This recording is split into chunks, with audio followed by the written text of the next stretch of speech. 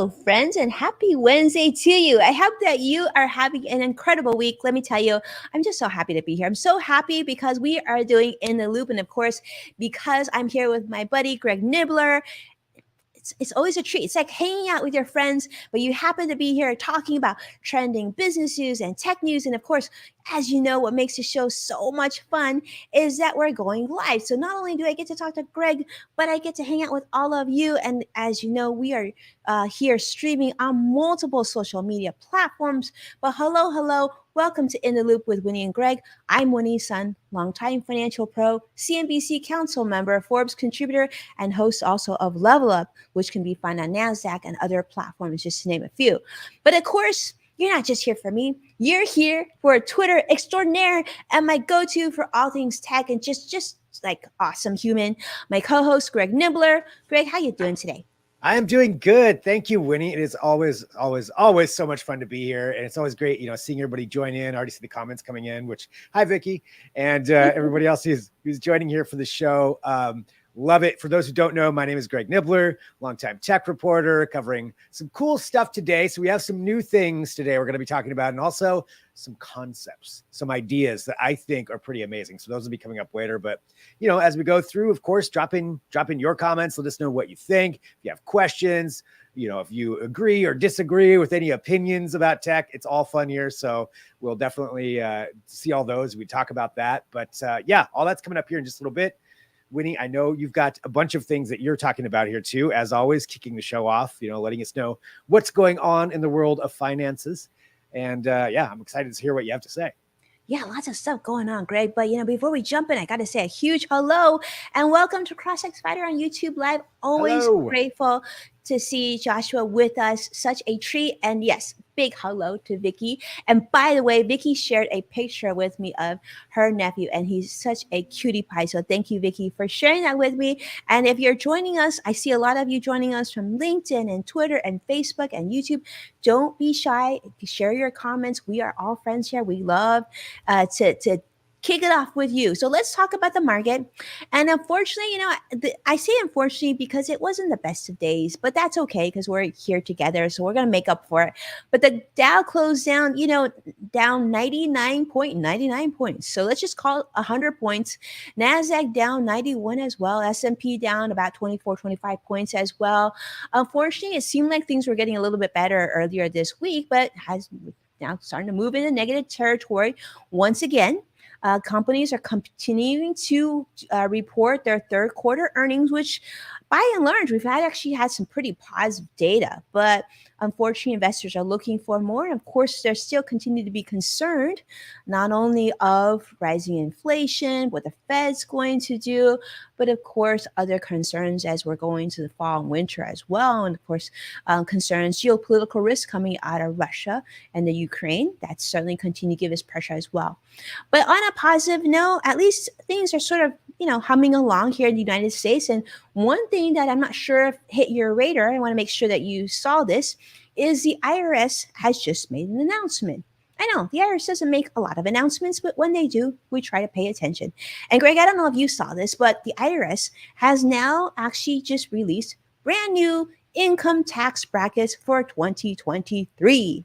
Now, you might say, like, how exciting is this, right? And well, Greg, it is sort of exciting. And because they have actually raised their federal tax brackets for 2023. Of course, 2023, that means when you file your taxes in April of 2024 or sometime in 2024. So the standard deduction is increasing for both married couples who file jointly and, of course, single tax filers. This basically means, hopefully, that you'll get to keep a little bit more of your money. And they're saying they're doing this because of soaring inflation.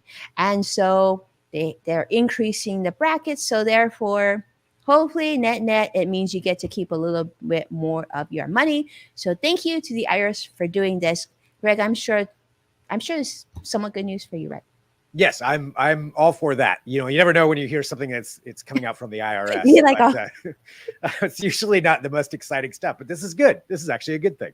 This is a good thing, yes. And they're saying that this could lead to, like, there's like talk that this could lead to higher limits that you're able to contribute for your 401k and your individual retirement accounts, like your IRAs and your Roth IRAs.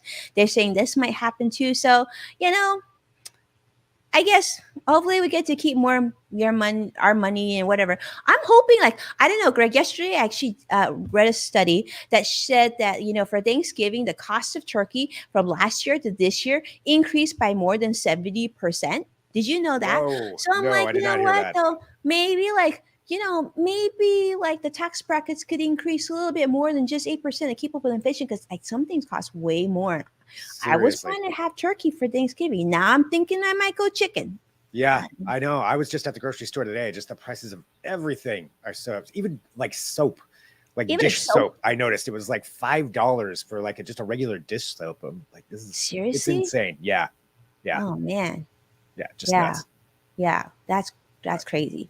I fortunately I have my warehouse store membership, which I'm really grateful for. But yeah, like that's craziness. yeah, Um, Well, speaking of more things like crazy, which I think is sort of disappointing, this has been trending in a lot of financial news, whether it be CNN or CNBC, a lot of the places that I hang out. This actually is a study that came out, the workplace report that came from McKinsey and Company in partnership with leanin.org. And this is sort of their big, huge annual study of women employees and talent data. And I thought this was fascinating. This is 222 Women in the Workplace report. This is what it's called. So they surveyed over 40,000 employees at like 55 different companies.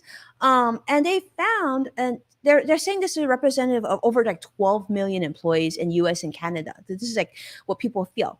What I thought was really fascinating about this is, you know, during the pandemic, a lot of people quit their jobs and whatnot. A lot of people weren't happy with how the workplace was.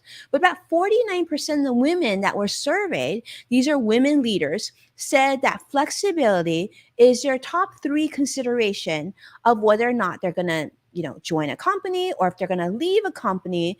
And this is in comparison to about 34% of men. It's like women, I guess women definitely value flexibility even more so than men employees. And they're saying that, you know, a lot, they're not, they're, we know there's not enough women as it is in the C suite, right? Because they say typically in the C suite that, you know, mostly men, of course, and only 1 in 4 C suite leaders tend to be women. And of the women, only 1 in 20 is a woman of color. So they're saying that a lot of companies want to hire more women, want to hire more diversity, but they're having a lot of challenges. And it's interesting. I thought this was actually big news because they're saying, how do companies keep women in the workforce, in leadership, and what do they need to do to be successful if they want to make sure that they have diversity in the workforce? So it's like people are talking about this because I guess a lot of people are saying, we're losing quality women. We can't even find them.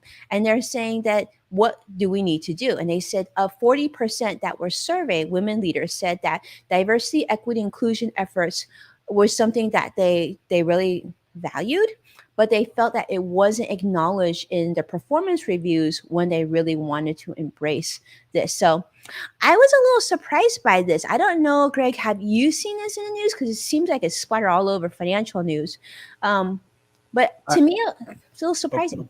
yeah. I mean, it's unfortunate, you know, that it's still feeling that feeling that DEI, you know, isn't being taken seriously, or the flexibility, you know, all the concerns aren't being actually taken, because it's not like this is something new or surprising. I just wish companies would do a better job, you know, Mhm. would do a better job with it, and you know, find a better way to make sure that everything's being taken care of with that. Hmm. Yeah, and I absolutely agree. And I You think know, that, you know, I know you and I've had these conversations. yeah, I know you're a big fan of diversity, inclusion. I mean, absolutely, that's something yeah, you and I have in common. You know, we try to bring that into the show with guests yes, and everything else. But you know, I feel like based on this study, 40,000 women, I feel like it's we've got a lot more frustrating. work to go. Yeah, Hmm. it's frustrating that you know, whatever it is, whether companies aren't taking it seriously, or executives aren't taking it seriously, or not doing enough. Hmm. Obviously, with that many people saying there's an issue, I mean, there is definitely an issue. There's an issue. Yeah. And we're Yeah. seeing a lot of comments come in, Greg. So I'm seeing Hmm. Vicky is talking about, yes, it's a fix. We need to do a fix. It needs to be a fixable workplace. Yeah. And Vicky is also sharing no more 9 to 5 anymore. Absolutely. Oh And I yeah, as far as see, that. yeah. And Yeah. Sadiq says, we love the IRS. Hello, Sadiq. It wouldn't be the same without you. IRS, he loves the IRS. I don't hear that often, Greg. You You, have, that's not a common opinion. not a common opinion, yeah. But Sadiq's not a common person. So That is thank you, true. Sadiq, for sharing your comments on this. Speaking of sharing comments, I want to tell you this next story. Vicky, I was really channeling you, thinking about you, and I was like, I think Vicky would get a kick out of this story. So this is a story about the Bank of Ireland group. And this is on CNBC or CNN as well as CNBC talking about that. I thought it was really fascinating.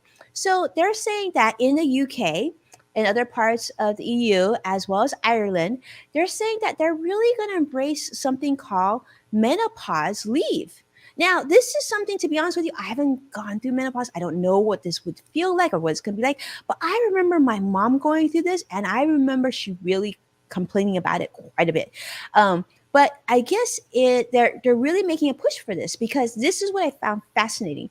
They're saying that employees are going to be able to take 10 days off a year if they experience like menopause symptoms. And I guess when you get menopause, I guess I guess it's pretty. It can be very, very uncomfortable, like fatigue, sleeping problems, joint pain, hot flashes, things like this that you just don't want to deal with in the workforce. And they're saying that based on their studies, most women, about a third, would feel very uncomfortable talking to their manager about their experiences. And so, therefore, in the UK and the United Kingdom, 1 in 10 employed women experiencing menopause actually quit their jobs because of these symptoms. This is according to a recent study. And another study said that more women are likely to retire because of menopause. And so we were just talking about, like here in the United States, keeping women in leadership roles, and making sure that you have diversity. I guess this is a very big thing. It's kind of exciting to see that, the Bank of Ireland and the UK, they're doing these studies of really embracing not even just like maternity leave when you're about to, have your first baby and building your family, but be really cautious and considerate about all stages in a person's life, right? And that time during menopause where it sounds like, I had no idea that people felt like they needed to quit their job or retire early because of these symptoms. But I think this is very progressive thinking, and I celebrate this. So I thought I would want to share this for sure. Yeah, definitely progressive thinking. I mean, if the study is there and the studies show this, clearly I don't have anything in this. That this isn't something that I'm going to have to go through. But if the studies are saying that this is work, this is positive, and like you said, keeping people in the workplace and keeping people happy at their jobs, I'm all for time off. I'm all for flexible work schedules. I'm all for whatever it is that needs to happen. But I think that's the first that I've heard of anything like this. Me too. And I'm Yeah. thinking, Greg, like, I think, our moms would have loved having something like this, right? I'm Right. sure your girlfriend would love to have something like this, later on. And I know for sure if I had something like this, my husband would probably appreciate it too.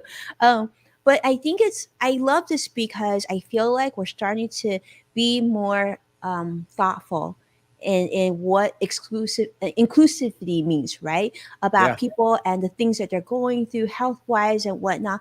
And I think, Greg, this is the beginning, right? I think that if we're gonna want to continue to stay productive and competitive as a country, as a nation, as a global society, we have to find ways to build work through things like people who are suffering from different illnesses or handicaps or things like long COVID. Yeah. Um, Yeah. Long COVID. Exactly. That's another thing that's that can another very much thing. affect people. Yeah, Yeah. that's going to definitely affect many people, right? From Yeah. what we're reading. Yep. I mean, at the end of the day, too, the bottom line, even if you're just looking at it from a corporate or company standpoint, the happier your employees are, the better the company is going to be. I mean, the more productive. So even looking at it from a kind of a colder angle of a corporate structure, it makes sense. Like it just makes Makes sense sense. all around. It's good business to be good to your employees. Yes, Yeah. exactly. Yeah, and Mhm. taking to account everybody's concerns and issues. So Yeah. yeah.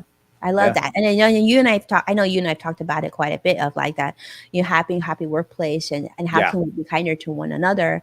And I think that's something that like I know you and I celebrate. So it's really great to see all our friends on the show also celebrating and getting it. And thank you so much, Vicky, for your comments, because I thought of you when I read that story and I was like, I think she might really enjoy this story.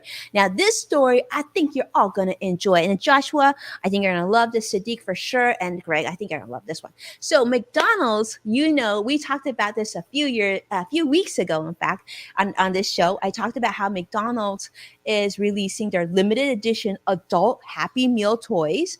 Of course, these are not adult toys. They're just like, like really fun, like nostalgic toys that we might have had when we were younger. Well, believe it or not, these limited editions, some of these are being listed on eBay for as much as $300,000. Yes.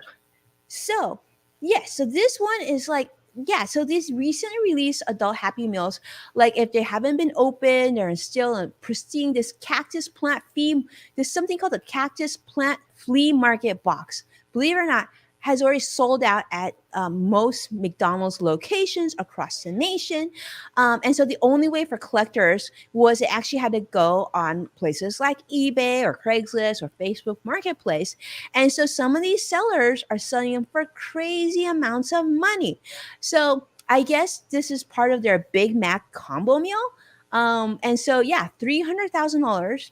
Nobody has bought it yet. Wow. But there's still a lot that have been selling. So they've had like 150 sealed toys were sold for $24,000. This was reported, and it was on October 6th. So that averages out about $16 for each of these toys. And in fact, in New York, this cactus plant flea market box, believe it or not, sold for about $13 already. So, I mean, at retail for about $13. So, talk about from $13 all the way to $300,000. This is just mind-boggling. And I'm thinking that some of you who are listening and watching this might be like, maybe after the show, I'm going to swing by the drive-thru at McDonald's. I'm already thinking about it now. I'm like, I wonder if I can list something on eBay because I don't need it. So so they're saying that, like, I guess based on this study that I saw on CNBC, it also said that like more than a dozen other of these like there've been over 150 of these cases where these things have sold for almost $2,000 or more. That's just nuts. That is wow. I mean, I know people go crazy over the Happy Meal toys. Now I'm thinking, I think I still have some Happy Meal toys from when I was a kid, like in a box somewhere. So maybe I should be putting those on eBay. I have some Beanie Baby Happy Meal ones that are still like sealed.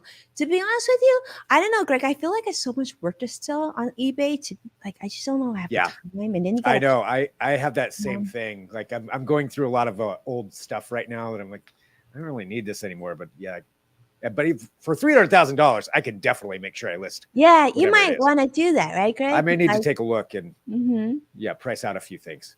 That's who knew? That's crazy. This cactus thing must have been pretty cool. To be honest with you, I'm kind of like, oh man, I should have picked one up just to see what this was all about, right?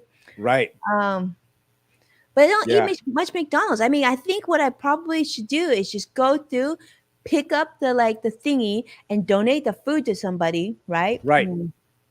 Yeah, and then turn around and sell that, and everybody wins.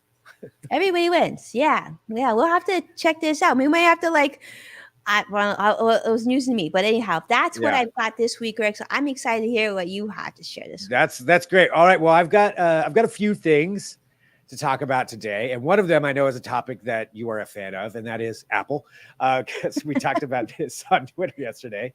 Apple making their announcement yesterday about new iPads, which this was something that a lot of people thought maybe they would do it when they unveiled the new phone. They would throw that in, maybe have a special event. They didn't really have a special event for it. It's just kind of a release of like, hey, here we go. Here's some new iPads.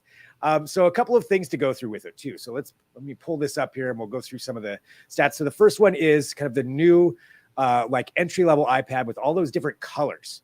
So that I thought was kind of cool. So this is the 10th gen entry-level iPad.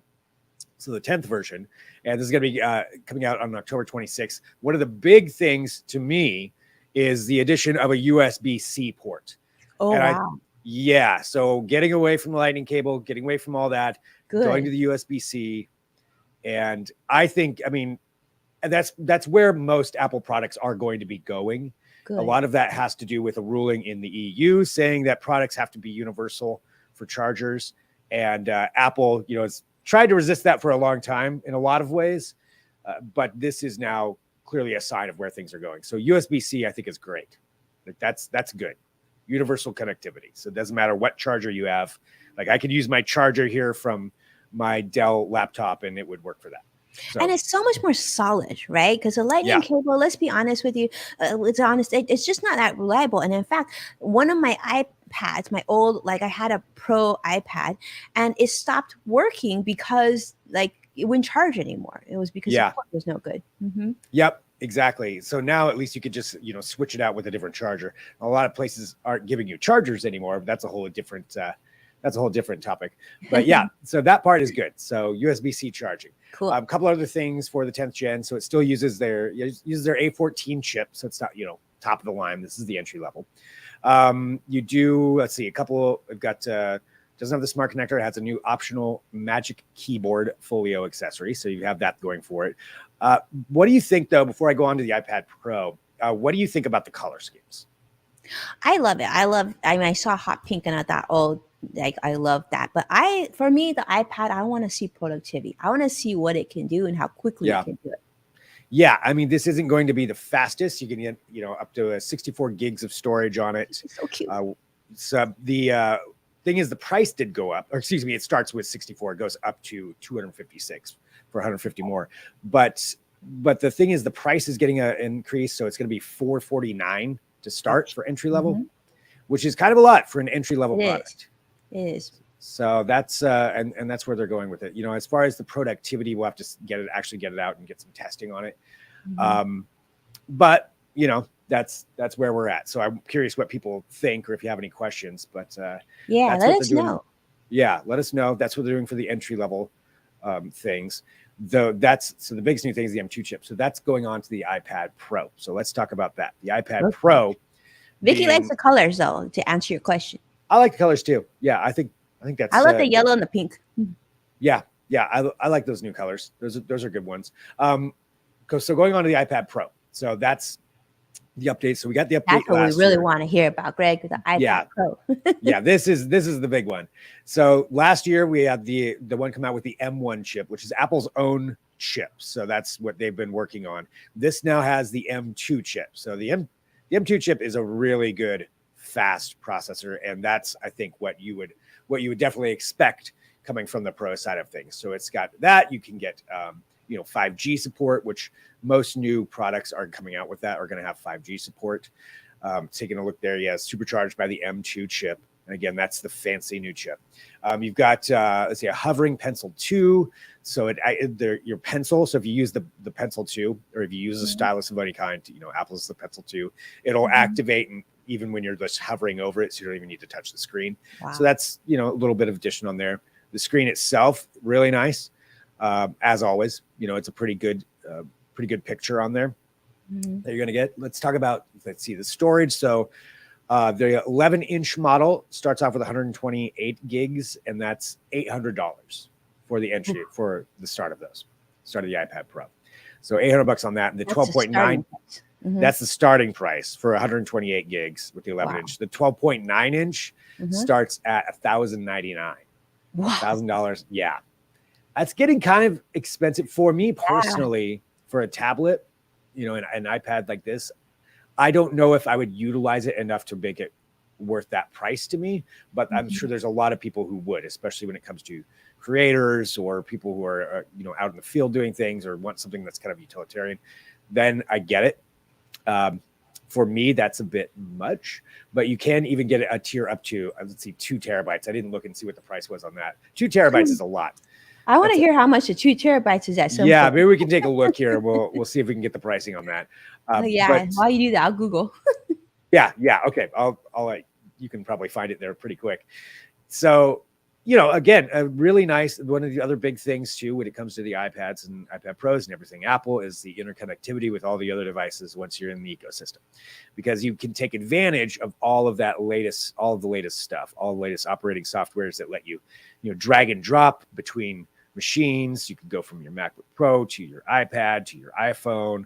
And that part is really pretty impressive. And this is just kind of taking advantage of that again. And I think for the iPad Pro, if you are a creator, if you're a graphic design artist, this is probably a pretty cool machine for you. Super cool. But it all depends on what you're going to be using it for. If you're just using this to watch movies, or maybe emails or things like that, probably that's you're not going to take advantage of this. The simpler one probably could do that too, right? So I looked it up, Greg. So this was kind of an eye opener. So the larger screen, right, with the 2 terabyte comes out about $2,200. Yeah, see that? I mean, that's just crazy. That's like how many PC laptops could you get for that price? Yeah, well, you get a couple of good ones. I mean, 2 terabytes, that's a lot of storage, but what are you doing on there with 2 terabytes? How many people could utilize that much, right? Yeah, I mean, that's maybe you can find a way if you're downloading a bunch of videos. I mean, 4K videos add up quick. That can go quick, but I think just an external seems like it would be a better way. But that's over $2,000 for an iPad Pro. That's a lot of money. But there we go, though. So at least we're getting some new ones, and the M2 chip though is going to be a really big value. I know. I've heard such great. I don't have an M1, but some of my team has an M1, and they rave about just how quick that machine is. So can anyone imagine how quickly the M2 would perform? Yeah, M2. I mean, just that much better. But yeah, the M1 chip's been pretty phenomenal. I've tested out a couple of different things with the M1 chip, and it's fast. It's fast. Apple's done a good job on those. That's all part of Apple's move to get away from Intel or AMD or anybody else.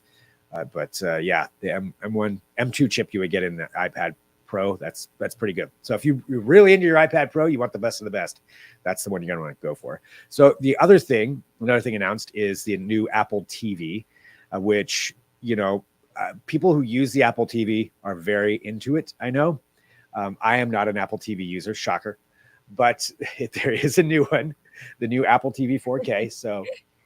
So as they say there, it's got the A15 Bionic chip, the HDR10 Plus. It's got all the bells and whistles that you would want for streaming, and using it for all of your streaming or Apple needs.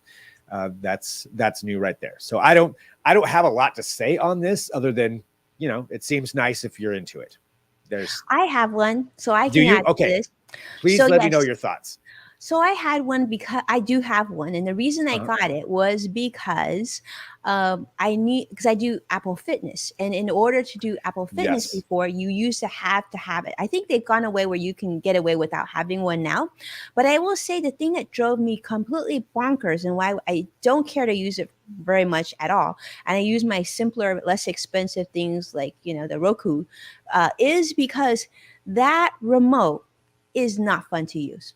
And so many times it's beautiful, and sometimes I want to chuck it into the backyard because it's just that difficult to use. So hopefully they've improved it, but I feel like sometimes I know a remote control isn't attractive with so many different buttons, but let's be honest. And I think Joshua, Vicky, Sadiq, I think you would agree with me. Sometimes it's okay to have more ugly buttons because it works. Well, right? I don't want to have to toggle so much. Give me the Netflix button so I can just hit Netflix. Yeah, I'm the same way. I want functionality out of my remote. It doesn't need to look super cool. Yes. Just as long as it gets the job done. Between that, the other thing I get frustrated with are interfaces for streaming services, because why can't they just all make it nice and simple? But that's a whole other topic that we talk about when it comes to streaming. I've got a whole ranking of those. But I just want a remote. Give me the buttons that I need. If I need more buttons, I'll take more buttons. Yeah. Right. And that make it so difficult. I don't want to spend like 2 minutes trying to toggle down to what I'm trying to get to. Right. It's a little frustrating. So I had an old remote for a while that actually had a full keyboard on the back of it. Oh, so you didn't have to go sit there and scroll through when you're logging into something. It was just, we need that back. Yeah. Right?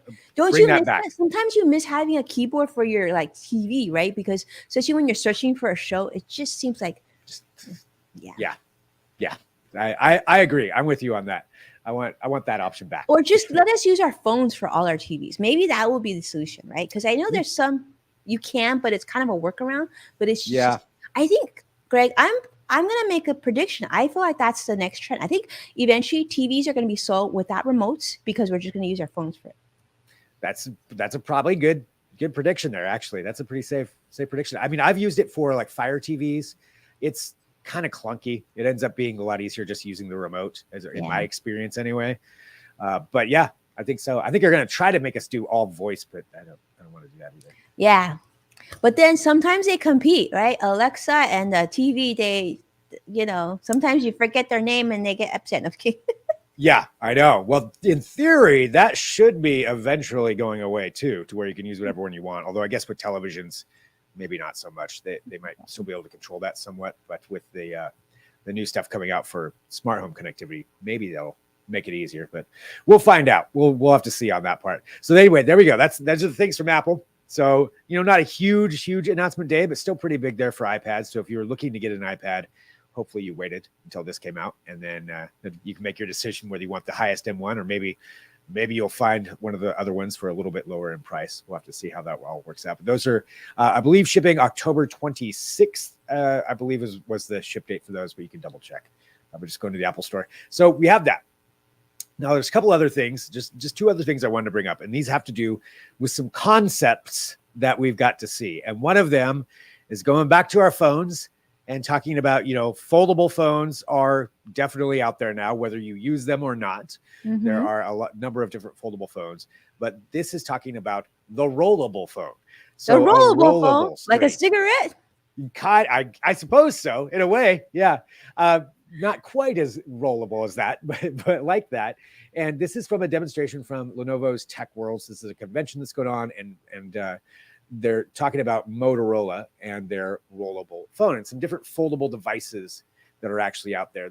It'll be about 30 seconds in here. We'll show that, but there's a foldable tablet, which we've been, more and more. I think those are going to be kind of the case. There's already some of those out there, but they're showing off right here. So this is the concept. Instead of, folding out your phone, this starts off at about 4 inches. Then you press a button and boom, it cool. Expands. It expands right there. I think it expands to 6.9 inches. I'll double check my notes on that. It stretches. Yeah. It stretches out, or 6.5 inches, excuse me. So, and then you can just hit the button and then it'll roll back in and you can put it back in your pocket. So you have a smaller device in your pocket. I like this. I think it's pretty cool. This is cool. I see Deb joining us from Facebook Live. So I want to say a big hello to Deb Coleman for joining us today. Such a treat to have you here. What do you think, Deb? What do you think, Vicky? What do you guys think about what Greg has shown us now? I almost feel like it shouldn't be called the foldable phone. I feel like it should be called the stretching phone. I think stretchy phone, yeah. A stretchy phone. Yeah. I mean, I think it's pretty cool what they've done. They also showed a demo there too of a laptop like rolling up. So your laptop would increase in size like that. That's cool, right, Greg? So how like we travel a lot, and then like let's say like for example you just got back from Europe, so like for that business trip you could bring like a really tiny 10-inch or even smaller iPad size, and then it could whoop, and then it would take up such little space in your backpack or a suitcase.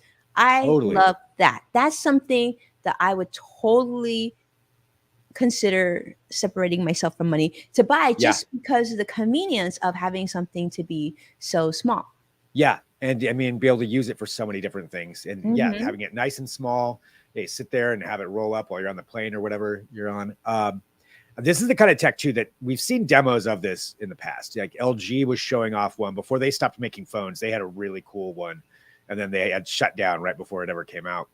But there's this kind of tech has been talked about for years and years and years. I mean, even back when the first CESs I was going to, they were rollable tech, rollable screens was the whole idea. It's taken a long time for anything like this to come out. I mean, LG does have that television, that the rollable OLED television that will kind of go into the end of your bed and it'll raise up, and that was my sound for it. It'll raise up and roll out. But it's very, very, very expensive. This one, we don't have a release date on anything like this. It's still a concept. or a price of what it would be, probably expensive. But if they can mass produce that, that to me is cooler than a foldable device. Absolutely. I'm with you there. No foldable Yeah, device for me either. Sadiq is also saying Motorola TCL also has a rollable phone. that's And true. Yeah, CrossFit TCL does. Spiders said, I've heard of Motorola before. My family used to have Motorola phone back then. And CrossFit Spider also agree with me that more buttons, more options. Yeah. I think this is very good. I mean, my concern, I'm sure they've thought about this already, is the longevity of this. But let's be honest, most people, right, don't keep their phones for 10 years anymore. Yeah, So that's maybe it true. doesn't need to last as long as we're used to things lasting, right? Maybe if it lasts 5 years or 6 years is sufficient. Who knows? I think, I mean, a lot of that stuff too is just going to start transitioning into you pay as a subscription service, Right. right? I mean, it kind of is already, really, when you tie it into Hmm. your phone service. So trade it out every 2 years or trade it out every whatever, which is kind of what people do. Deb, I'm Hmm. not a fan of foldable. Seems like moving parts that means more things potentially break. And that's true. Like the Samsung ones, I mean, they've done a lot of testing on those, but the first iterations of those were breaking. They did break, but Wow. they're now on the fourth version of those ones, so they've figured out a lot of that. I would worry about this kind of phone though, because how do you put a case on that? Oh What kind yeah, of good case? point.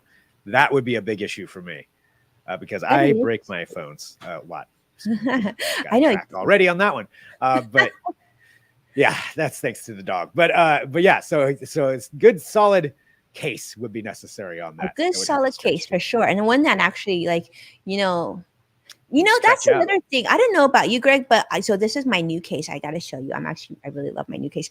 But, talk about things that are going up in price. Cases, Greg, used to be like $5, $6. Yeah, oh, Cases yeah. so expensive now. And if they have to be able to keep up with these rollable folding phones, I can only expect how much more this will be. But yeah, Yeah, that one will Sadiq be an says interesting. OtterBox foldable. Yeah. Yep. So I don't know. They'll have to figure that part out. But I do like the tech though. I like that idea. That's really Hmm. cool to me. And for the laptop for that, or for a television, eventually the promise was always that you'll get one that you can actually roll up. So you mentioned like your cigarette. So just roll it up and then like throw it in your backpack like a poster. That would Hmm. be cool. But I know. Imagine how much lighter it'll be, Greg, to travel. I'm sure you're the same way. I mean, we travel for work, right?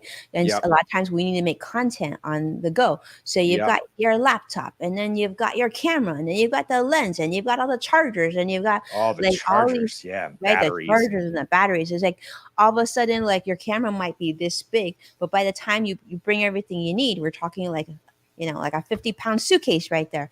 So it'd Yep. be nice if Just a for lot of that. these, yeah, just for that, if things would start to get smaller, and you know, hopefully things more durable too, durable and lighter and smaller, Yes. and let's hope for cheaper. I like all of those things you just said. Those are all, I agree completely. All right. So that was one cool concept anyway, that I saw this week that I wanted to bring up. Now, the last thing here I want to talk about, and I have actually brought this up on the show before, of what my desires would be for a home robot. One of the top thing, maybe the top thing, is folding laundry and actually doing my laundry, although we don't get the entire package with this. But this is an actual laundry bot that was out there that broke some records. So this is coming from UC Berkeley's Auto Lab. They showed a demonstration, and this is an actual a laundry folding robot. There's some kinds of versions of this out there, but this one, I guess, broke the record for all of them. And this is what we're going to see here. It's called speed folding. Even though it's not that fast, it's still pretty impressive. So the robot folded 30 to 40 randomly positioned garments per hour. So it said, it's usually about 2 minutes per garment. But what it can do is that it'll like spread it out, and so it gets rid of the wrinkles, and then folds Wow. it all up, and boom, you're on your way. I am all for this robot.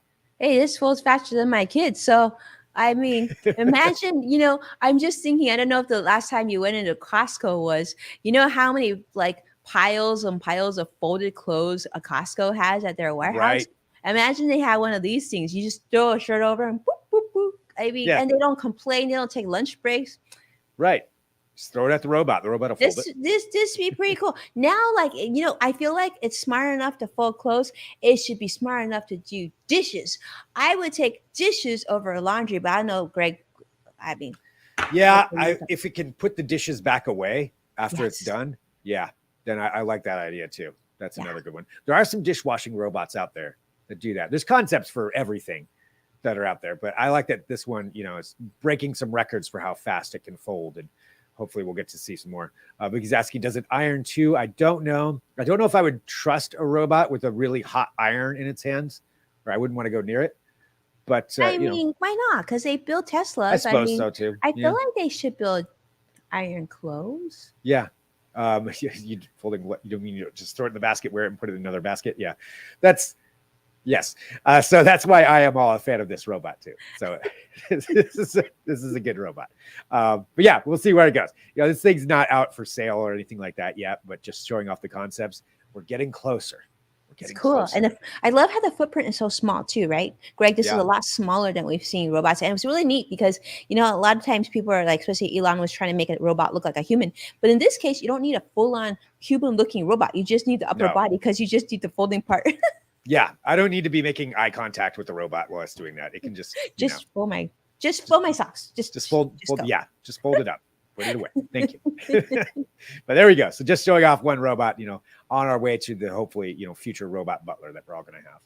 But that's what I saw for this week. So, a little bit slower week, this one, but still some cool stuff coming out. And I love it too. I just want to remind everybody, always send me whatever kind of cool thing you see. Like, please feel free, write me on whatever platform you're on. Let me know if you see a cool tech product out there, you have questions, just always send me that stuff. And we truly mean it. We truly want to hear from you. If you follow both Greg and I on Twitter, you will see that we actually do this to each other. I will tag Greg on things. I'm like, oh, this looks so cool. And vice versa. And so we really do enjoy engaging with all of you. And so those of you who have tweeted to us or posted to us, we appreciate it. We love hearing from you. And sometimes you give us like the best content. So we appreciate it. Now, Greg, they make our job really fun. And I feel like, Yes, absolutely. That's what this show is too. That's why we love everybody commenting and joining in and chatting and sharing. This is all fun it's fun for Winnie and I, but it's really fun interacting, with everybody out there and just having fun.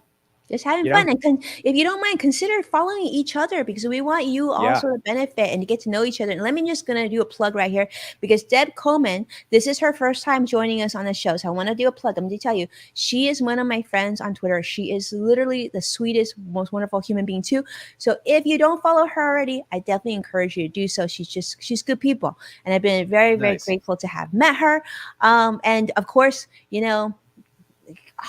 everybody's great. We're just happy, and we're gonna be back next week. We're gonna be back next week. I feel like we need yes, definitely next week.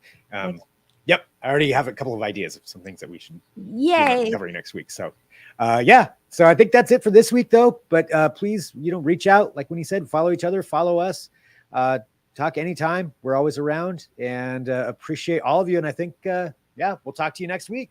Amazing. And for those of you who watch, I will probably not be coming live to you tomorrow just because I am filming a brand new course, financial course for creators in the creative industry. So I'm telling you now because it's kind of top secret, but now of course we're friends. So now you know, but it's going to be coming soon. So I can't wait to share that with you again. But Greg, I won't be here tomorrow. We probably won't see each other on air, but we'll see each other next week. So next Wednesday, we'll be back. And that's a wrap. All right. Bye, everybody. Bye-bye.